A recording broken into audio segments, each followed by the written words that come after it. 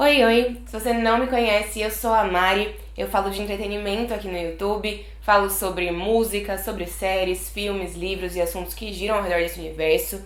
E nesse vídeo aqui eu vou conversar com vocês sobre Um de Nós Está Mentindo.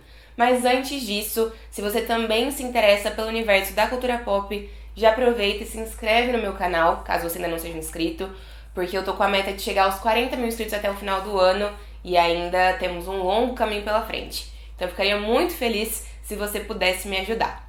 Enfim, vamos lá. Depois de 8 episódios, a série de Um de Nós Está Mentindo, uma adaptação do livro de mesmo nome, chegou ao fim. E o final da série foi bastante diferente do final do livro. Então eu decidi fazer esse vídeo para comparar os dois finais e pontuar as diferenças. Eu acho que numa adaptação, mudanças acontecem, é normal que elas aconteçam. E a série teve várias mudanças ao longo da sua primeira temporada. Mas o final, em específico, foi muito diferente. Isso aconteceu porque muitas pessoas consideram o final do livro problemático, bastante sensível e até irresponsável. A história de Onde Nós Está Mentindo começa com 5 alunos bem diferentes entre si, na detenção do colégio em que eles estudam. Quando um dos 5 morre de forma abrupta, os outros 4 se tornam suspeitos de assassinato e eles precisam encontrar um jeito de provar que são inocentes. Mas tem um porém. Todos eles têm os seus segredos. Todos eles estão mentindo de alguma forma. Mas até que ponto vai essas mentiras? É a partir disso que a história começa tanto no livro quanto na série. No livro, enquanto o Nate está preso, o restante do Murder Club, do clube de assassinato, que nesse momento é composto pela Browning, pelo Cooper, pela Ed, pela Maeve, pelo Chris e pela Ashington, que é a irmã da Ed que não apareceu na série, chega à conclusão, na verdade quem chega à conclusão mesmo é o Chris, namorado do Cooper, de que tem um motivo para a polícia acreditar que apenas alguém que estivesse dentro da sala de detenção conseguiria fazer o assassinato do Simon acontecer. Mas que além dos 4 e do professor, que no livro é um homem e não uma mulher, ainda tínhamos o Simon lá dentro. E é nesse momento que eles começam a considerar a possibilidade do Simon ter cometido um suicídio, dele ter planejado tudo isso. Porque eles também sabem que o Simon estava deprimido. Isso chega até eles na história do livro. E eles também concluem que o Simon precisava de um cúmplice para fazer as coisas acontecerem. E eles percebem que esse cúmplice foi o Jake. E que provavelmente a Diane, que no livro não chega a fazer parte das investigações, também deve saber de alguma coisa. Então a Ed vai até a casa da Diane para conversar com ela. E o Cooper é quem dá uma carona pra Ed e ele acaba esperando no carro enquanto ela vai conversar com a Diane. E durante essa conversa, a Diane confirma todas as suspeitas do nosso grupo, que sim, o Simon decidiu tirar sua vida e incriminar os colegas, e que um ano depois ela deveria enviar para a polícia um documento que se chamava o Manifesto do Simon, onde ele contava toda a verdade. Mas, um ano depois, a vida dos 4 suspeitos já teria sido em boa parte, arruinada.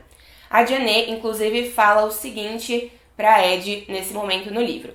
Ele andava deprimido, sempre achou que deveria receber muito mais atenção e respeito do que ele recebia.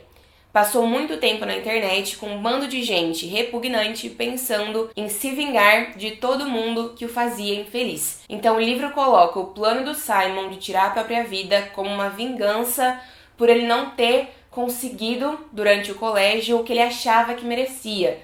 Amigos, popularidade, atenção, respeito, admiração. Vocês conseguem começar a entender nesse momento da minha fala por que o final do livro é considerado problemático e irresponsável? Tá, mas por que no livro o Simon escolheu as pessoas que ele escolheu para incriminar? A Browning, o Simon achava que ela tinha tomado o lugar dele como oradora da turma e numa simulação estudantil. Os dois sempre tinham competido para ver quem era o melhor aluno, e isso sempre tinha irritado o Simon. Além disso, ele odiava o fato dela ter roubado na prova de química e não ter sido punida, não ter sido descoberta. O Nate, o Simon achou numa época, já há um tempo, que ele tinha alguma chance com a Killy, que mais tarde se torna a namorada do Cooper, né? Que durante o início do livro já é a namorada do Cooper. E o Simon tinha se interessado por ela antes dela ser namorada do Cooper. Mas aí o Nate foi lá e ficou com a Killy sem nem se importar com os sentimentos dele, sem nem dar muita importância pra ficada, né? Pra ter se relacionado com a Killy. Já o Cooper tinha feito o Simon ser proibido de ir numa festa pós-baile que a Vanessa tinha organizado. Então o Simon tinha essas rixas com essas 3 pessoas por motivos que existiam, mas eram motivos mais leves, eram motivos complicados de serem usados para justificar um suicídio. Eu falei dos 3, da Browning, do Nate e do Cooper, mas e a Ed? Bom, o Jake descobriu um segredo do Simon. E o Simon, para calar o Jake, para que ele não revelasse esse segredo para ninguém, contou que a Ed tinha traído ele com o TJ. E obrigou o Jake a se tornar o seu cúmplice nesse plano todo, porque ele precisava de alguém para dar continuidade ao plano depois que ele morresse. E a Janet não faria isso. Então o Jake topou depois que o Simon disse que incluiria a Ed nessa incriminação e que ainda incriminaria ela por tudo, que colocaria ela como a culpada pelo assassinato e mandaria ela para a prisão. Depois da morte do Simon no livro, o Jake gostou muito do poder, porque ele é louco mesmo, e a Janet deveria forjar as provas contra a Ed para incriminá-la.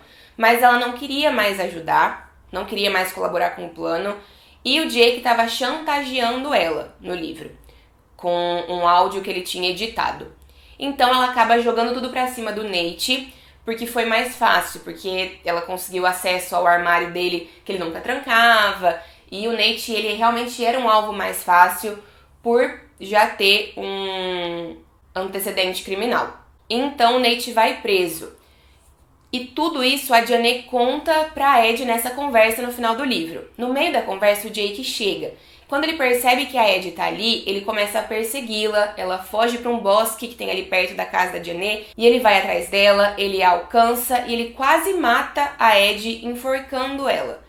Até que a Janet e o Cooper chegam e o Cooper consegue imobilizar o Jake. O Jake então vai preso, o Nate é solto porque ele passou todo esse tempo, todos esses acontecimentos preso. A Ed vai pro hospital, mas fica bem, e ela acaba indo morar com a irmã dela, sai da casa da mãe. A Janet faz um acordo com a polícia pra não ir presa por cúmplice também da história toda. O Cooper continua namorando o Chris e recebe algumas ofertas pra jogar beisebol na faculdade. E a Browning se inscreve em Yale. O Nate realmente afasta a Browning, ele até diz mesmo pra ela que a gente tem que voltar ao normal e nós não somos o normal um do outro, que é o que ele fala pra ela na série também. Mas 3 meses depois ele se arrepende e ele aparece num concerto da Orquestra Sinfônica de San Diego, onde a Browning tá tocando piano, pra tentar reconquistá-la. Ele aparece determinado a reconquistá-la e o livro acaba assim com os dois se reconectando. Na série, quase tudo foi diferente. No episódio 7, o penúltimo, o Murder Club até considera a possibilidade do Simon ter cometido suicídio, mas a Janet, que tá bem mais próxima deles na série do que no livro, nega dizendo que o Simon jamais faria isso. Então eles descartam essa possibilidade, mas descobrem que o Simon armou tudo, menos a parte da morte.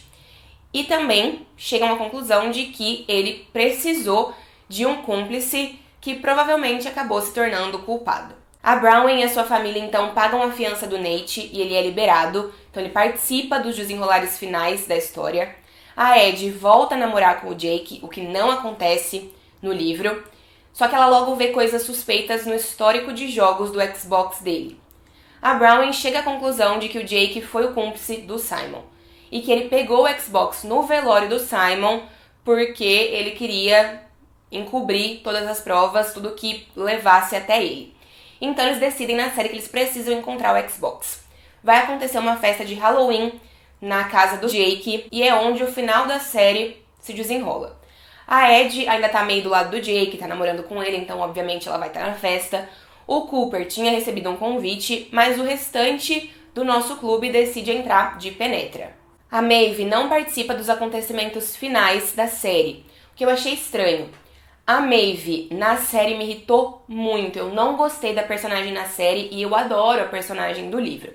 mas de qualquer forma eu não entendi porque tiraram ela da maior parte do último episódio. Enfim, através de flashbacks, a gente vai descobrindo que foi o Jake, na série, quem convenceu o Simon a armar tudo na detenção. Os dois, quando eles eram pequenos, eles eram amigos, eles tinham uma brincadeira de desafio. Um desafiava o outro.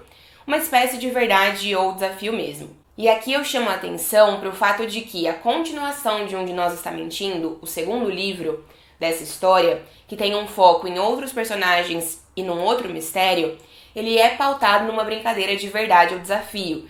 Então, com os acontecimentos finais da primeira temporada de Um de Nós, eu não acho que a segunda temporada focaria em outros personagens e seguiria a história do segundo livro. Mas eu acho que é bem possível que a série reaproveite esse enredo do jogo de verdade ou desafio que tem no segundo livro para a segunda temporada, se ela for confirmada. Como eu estava dizendo, o Simon e o Jake tinham uma brincadeira de verdade ou desafio um com o outro. Na verdade, era mais de desafio mesmo.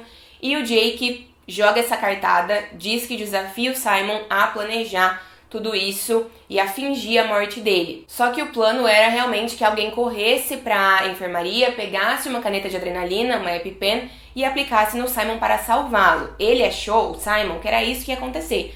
Foi o Jake quem pegou as canetas de adrenalina e sumiu com elas da enfermaria. Foi o Jake quem fez questão de fazer com que o Simon morresse. Só que pra mim, as motivações desse plano todo ficam confusas. Eu entendo porque o Jake quis incluir a Ed aqui, porque ele queria se vingar dela, mas eu acho que o restante das motivações, da motivação pro Jake querer matar o Simon e da motivação pros dois incluírem a Browning, o Nate e o Cooper, são muito fracas. Eu não acho nada disso muito explicado, muito claro. Eu sinto que a série deixou isso bem confuso porque quis se desassociar do livro. Enfim, na festa de Halloween, a Ed volta pro lado dos amigos, eles encontram o Xbox, só que o Jake vai até eles e ele tá com uma arma. Então a perseguição também acontece numa espécie de bosque, assim como no livro. O Jake admite ter armado tudo e ter incriminado o Nate, e no meio da situação, a Ed, o Cooper, a Janet e o Jake estão disputando a arma. E a gente escuta um tiro sendo disparado e descobrimos que o Jake foi baleado e ele morre. Quem atirou nele? A Ed, o Cooper ou a Janet? A Browning e o Nate chegam logo em seguida, então a gente sabe que não foram eles. A série então mostra pra gente como as coisas estão 2 semanas depois. Aparentemente, o nosso grupo, nosso clube, escondeu o corpo do Jake.